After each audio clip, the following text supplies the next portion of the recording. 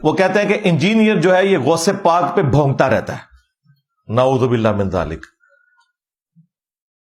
میں شیخ عبد القادر جیلانی رحمۃ اللہ علیہ کو رحمۃ اللہ علیہ بھی کہتا ہوں، کبھی ساتھ المتوفا 561 ہجری بولتا ہوں۔ ان کی کتابوں میں سے ان کو بتاتا ہوں کہ تم 11ویں ان کے نام کی کھا رہے ہو، اور انہوں نے نماز کا طریقہ غنیت الطالبین میں رکوع میں جاتے وقت اور رکوع سے اٹھتے وقت رفع الیدین کے ساتھ لکھا ہے، تم اسے کہتے ہو مکھیاں مارنا۔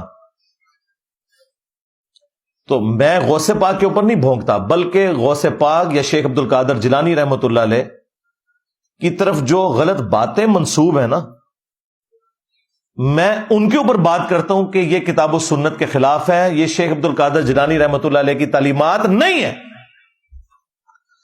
آج اگر ہم کرسچنز کو جیزس کرائسٹ عیسیٰ ابن مریم کا صحیح سٹیٹس بتاتے ہیں تو کیا اس کا مقصد حضرت عیسیٰ ابن مریم کی توہین کرنا ہوتا ہے؟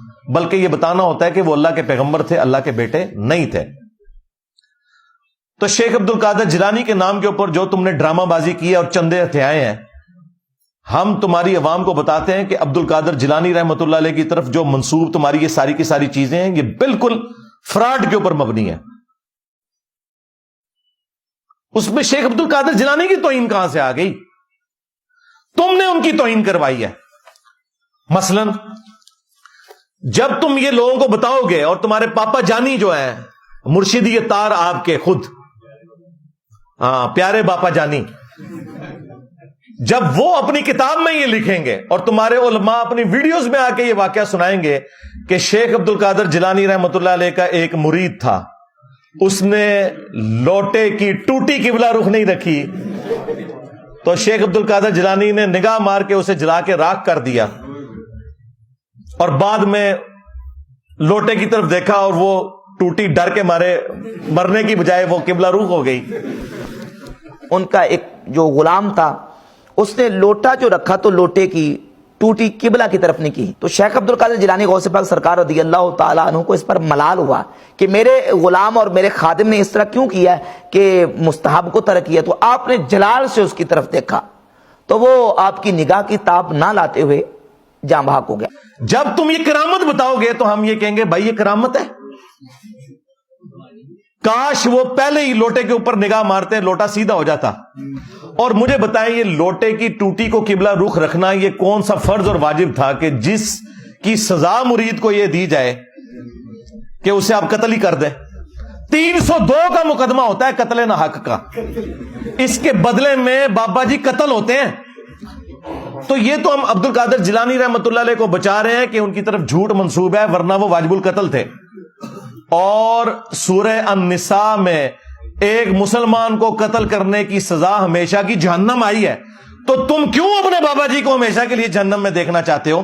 اب مجھے بتاؤ کہ عبد القادر جیلانی کا ہمدرد میں ہوں یا یہ ہے؟ یہ تو انہیں جہنم میں دیکھنا چاہتے ہیں۔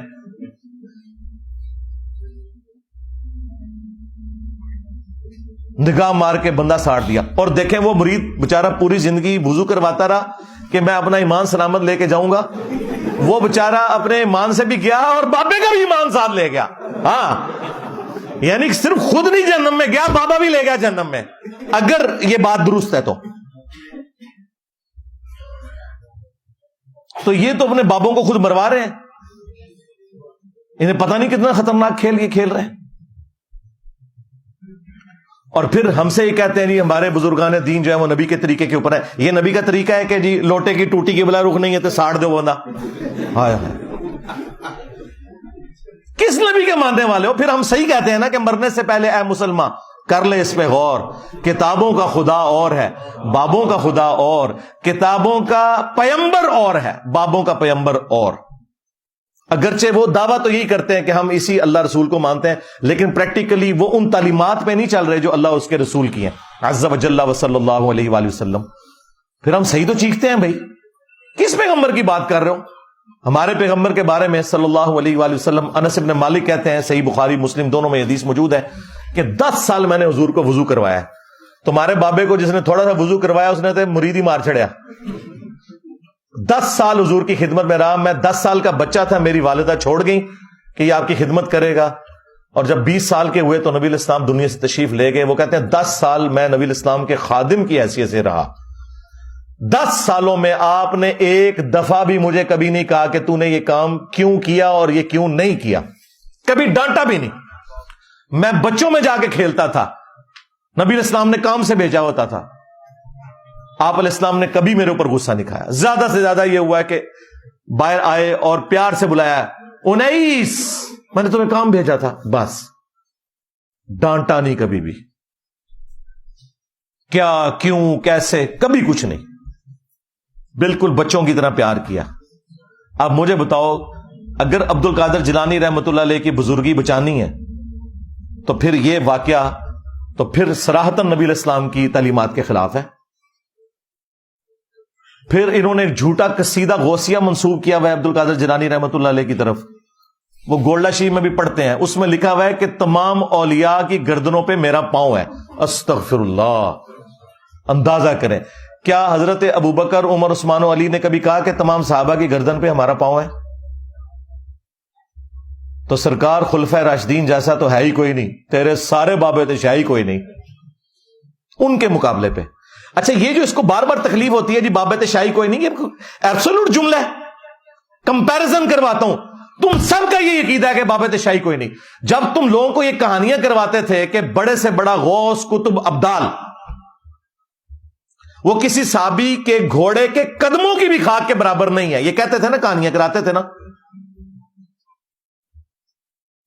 اس وقت تمہیں خیال نہیں آتا تھا کہ تم سارے بزرگوں کو کہہ رہے ہو کہ صحابی کے گھوڑے کے قدموں کی خاک؟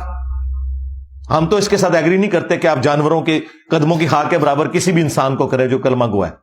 چلے تم تو کہتے تھے کہ نہیں ہے, تو ہم تو صرف یہ کہہ رہے ہیں کہ صحابہ کے مقابلے پہ, اہل بیت کے مقابلے پہ تمہارے باب شاہی کوئی نہیں. تم تو کہہ رہے تھے نہیں نہیں, وہ تو ان کے گھوڑے کے قدموں کی خاک کے برابر میں بھی شاہ کوئی نہیں ہے. دیکھا کتنے گیا میرا دماغ. اور یہ کہانی خود ابن کثیر نے لکھی ہوئی ہے, تاریخ ابن کثیر میں بھی. یہ پرانے بزرگوں سے چلتی آ رہی کہانی, یہ کوئی قرآن حدیث نہیں ہے, بس کسی کو جوش آیا اس نے کہہ دیا. تو اس کے مقابلے میں نبی کے جیسا ہے ہی کوئی نہیں, بابت شاہی کوئی نہیں. یہ تو صحابہ کرام کے گھوڑے کے قدموں کی خاک بات کرتے تھے. ہمیں تو یہ کہنا چاہیے ان کی ڈاکٹرن میں کہ صحابہ کرام کے گھوڑے اور گدوں کی خاک جیسا ہے ہی کوئی نہیں, تو اڈے غوث, قطب, ابدال تھے, شاہی کوئی نہیں.